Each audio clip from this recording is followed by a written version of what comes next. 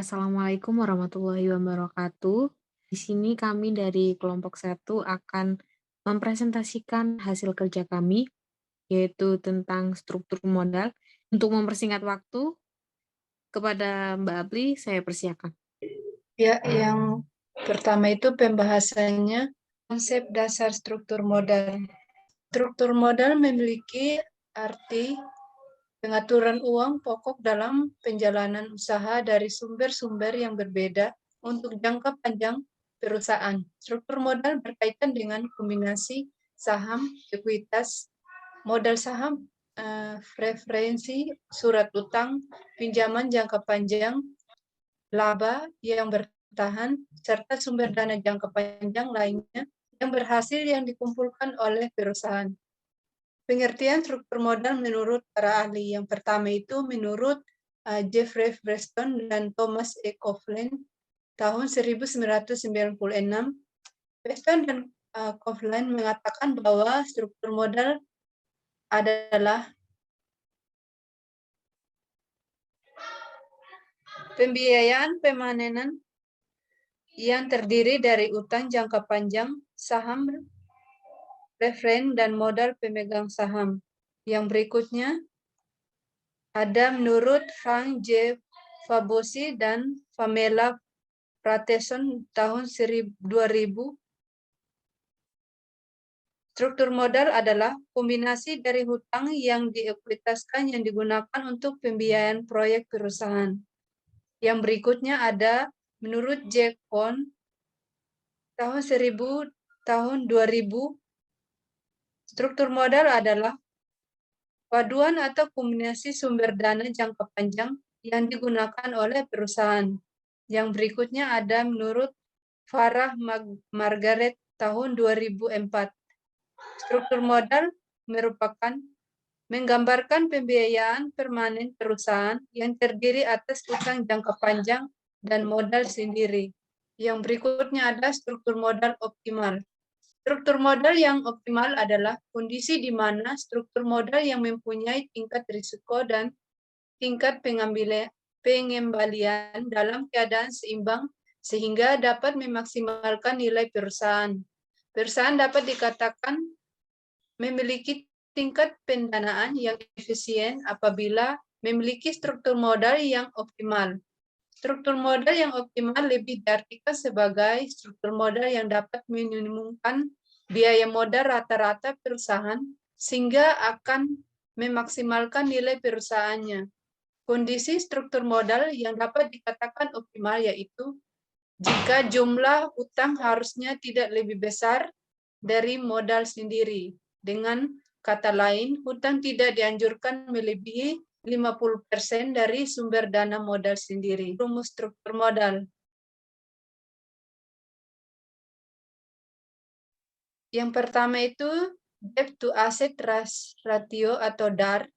Rasio ini mengukur seberapa aktiva perusahaan yang dibiayai oleh kreditur. DAR digunakan pada calon investor sebagai dasar untuk menanamkan investasinya ke dalam perusahaan.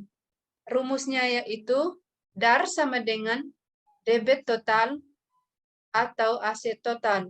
Keterangannya debit total atau total hutang, aset total, total aset. Yang kedua itu ada debit equity ratio atau DER. Rasio ini menunjukkan hubungan jumlah hutang yang diberikan oleh para kreditor dengan jumlah modal sendiri yang diberikan oleh pemilik perusahaan. Yang rumusnya DAR sama dengan debit total atau equity total. Selanjutnya adalah return on equity atau ROE atau rasio profitabilitas untuk mengukur kemampuan suatu perusahaan dalam menghasilkan laba dari investasi yang dilakukan pemegang saham pada perusahaan tersebut. Rumus ROE sama dengan laba bersih setelah pajak per ekuitas pemegang saham dikali 100. Yang keempat, long term debt to equity ratio atau LDER. Rasio ini mengukur besar kecilnya penggunaan hutang jangka panjang dibandingkan dengan modal sendiri perusahaan. rumus LDR sama dengan hutang jangka panjang per total ekuitas. Yang kelima, long term debt to asset ratio atau LDAR. Rasio ini membandingkan hutang jangka panjang perusahaan dengan total aktiva atau total aset. Rumus LDAR adalah hutang jangka panjang per total aset. Berikut adalah contoh analisis struktur modal di PT Unilever Indonesia Tbk. Analisis ini menggunakan penelitian kualitatif dan kuantitatif. Metode analisis yang digunakan adalah menggunakan kombinasi solvabilitas, diantaranya adalah debt to asset ratio atau DAR, debt on equity ratio atau DER, return on to equity atau ROE. Baik, di bawah ini ada variabel pada tahun 2017, nilai DAR sebesar 0,64, nilai DER 0,64, dan ROE-nya 4,1. Pada tahun 2018, nilai DAR-nya 0,65, DER 1,88, dan ROE-nya 1,1. Pada tahun 2019, nilai DAR sebesar 0,58, nilai DER 1,43, nilai ROE-nya 3,1. Tahun 2020, nilai DAR sebesar 0,66, nilai DER 1,98, nilai ROE 7,8. Dan pada tahun 2021, nilai DAR-nya sebesar 0,69, nilai DER 2,29, dan nilai ROE 7,3. Rata-rata nilai DAR pada PT Unilever sebesar 0,64, nilai DER-nya 1,64, dan ROE-nya 4,68. Berikut adalah perhitungan dari nilai DAR. Pada tahun 2017, total hutangnya sebesar Rp11.921.305 dan total aset Rp18.586.404 dan diperoleh DAR dengan presentasi 0,64%. Pada tahun 2018, total hutang sebesar Rp13.229.249 dan total aset Rp20.241.813 dan diperoleh nilai DAR sebesar 0,65%. Pada tahun 2019, total hutang sebesar Rp22.977.603 dan total aset Rp22.039.978 dan memperoleh nilai DAR sebesar 0,58%. Pada tahun 2020, total hutangnya Rp14.324.408, total asetnya Rp21.543.649 dan nilai DAR-nya 0,66%. Tahun 2021, total hutangnya sebesar Rp15.085.142, total aset Rp26.645.929 dan nilai DAR-nya sebesar 0,69%. Dari data tersebut diperoleh rata-rata sebesar 0,64%. Dan berikutnya adalah nilai DER. Tahun 2017, total hutangnya Rp11.921.305. Pada tahun 2018, total hutangnya Rp13.229.294. Tahun 2019, Rp12.977.603. Tahun 2020, total hutangnya sebesar Rp14.224.428. Tahun 2021 sebesar Rp15.085.142. Untuk nilai ekuitasnya pada 2017 sebesar Rp8.586.404. Pada tahun 2018 sebesar Rp7.012.519. Pada 2019 sebesar Rp9.062.375. 2020 sebesar Rp7.219.221 2021 Rp6.560.787. Pada 2017, nilai DAR diperoleh sebesar 0,64%, 2018 1,88%, 2019 1,43%, 2020 1,98%, 2021 2,29%. Jadi rata-rata nilai DAR di PT Unilever sebesar 1,64%. Selanjutnya adalah nilai ROE. Tahun 2017, laba setelah pajaknya sebesar Rp2.660.730, ekuitas pemilik sahamnya 76.300. 2018, laba setelah pajaknya Rp2.509.564, ekuitasnya 76.300. 2019, laba setelah pajaknya Rp2.364.937, ekuitasnya sama 76.300. Pada 2020, laba setelah pajaknya Rp2.386.577, ekuitasnya 76.300.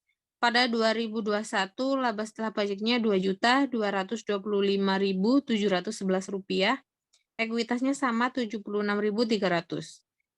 Nilai ROE pada 2017 sebesar 4,1%, pada 2018 sebesar 1,1%, 2019 3,1%, 2020 7,8%, dan 2021 7,3%.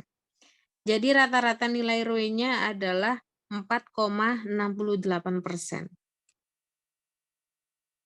Baik.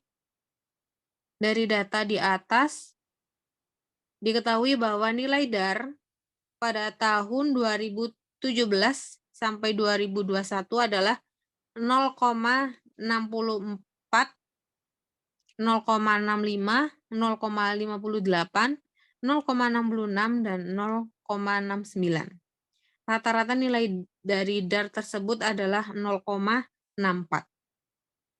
Dapat disimpulkan bahwa pada tahun 2017 hingga 2018, PT mengalami kenaikan sebesar 0,01%.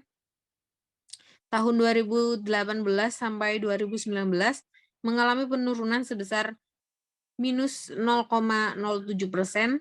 Tahun 2019 hingga 2020 mengalami kenaikan sebesar 0,08%. Pada tahun 2020 hingga 2021 mengalami kenaikan sebesar 0,03%. Nilai DAR yang mengalami penurunan disebabkan karena pada tahun 2019 nilai utang lebih besar daripada nilai utang pada tahun 2018. Selanjutnya, nilai DAR pada tahun 2017 adalah 0,64, tahun 2018 1,88, tahun 2019 1,43, tahun 2020 1,98, tahun 2021 2,29. Jadi rata-rata DAR adalah 1,64. Apa lagi?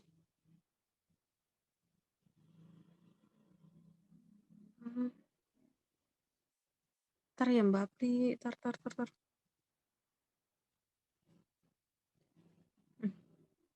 Ih.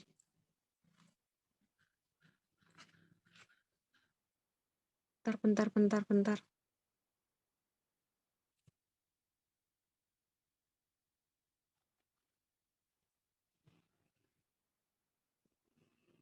Sebentar Mbak Apri. Ini waktunya nggak bisa ya diperpanjang.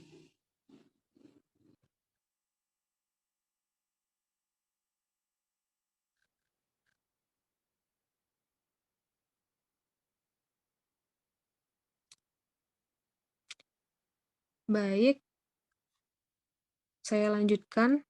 Pada tahun 2017 hingga 2018, perusahaan mengalami kenaikan sebesar 1,24%.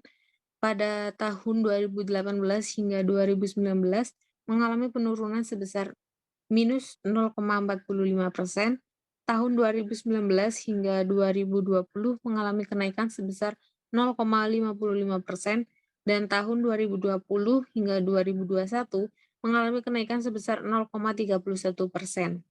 Penyebab penurunan pada tahun 2018 hingga 2019 adalah nilai ekuitas pada tahun 2018 lebih rendah daripada tahun 2019 dan nilai utang yang lebih tinggi dari tahun 2019.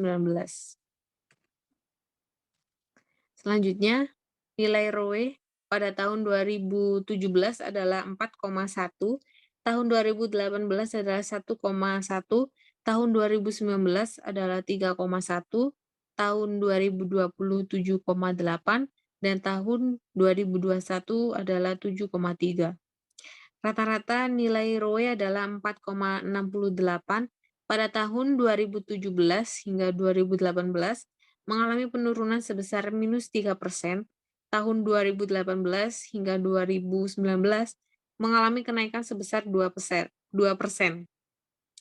Tahun 2019 hingga 2020 mengalami kenaikan sebesar 4,7%, dan tahun 2020 hingga 2021 mengalami penurunan sebesar minus 0,5%. Penurunan pada tahun 2017 hingga 2018 disebabkan karena jumlah laba bersih setelah pajak pada tahun 2018 lebih rendah daripada 2017. Dan penurunan di tahun 2020 hingga 2021 penyebabnya pun sama, yakni laba bersih setelah pajak pada tahun 2021 lebih rendah dari tahun sebelumnya. Baik, terima kasih. Sekian presentasi dari kelompok kami. Mohon maaf apabila ada salah-salah kata.